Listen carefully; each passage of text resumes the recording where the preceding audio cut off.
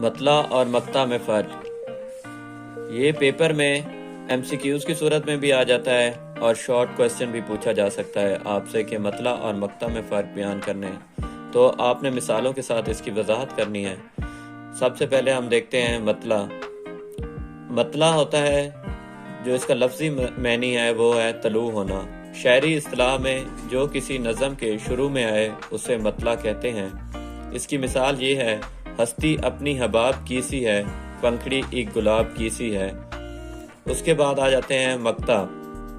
مقطع کی تعریف: شعری اصطلاح میں جو کسی نظم یا غزل کے آخری اشعار ہوں جس میں شاعر اپنا تخلص استعمال کرتا ہے اسے مقطع کہتے ہیں۔ تخلص کہتے ہیں جس میں شاعر لوگ اپنا نام لکھتے ہیں، اس کو تخلص کہتے ہیں۔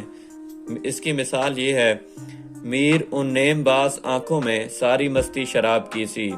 یہ اسی غزل کا آخری شعر ہے۔ اس میں میر جو ہے وہ تخلص ہے اور یہ اس کی غزل کا آخری شعر ہے، تو یہ ہے مقطع۔ تو اگلی ویڈیو میں ہم ردیف اور قافیہ میں ڈیٹیل کے ساتھ بات کریں گے۔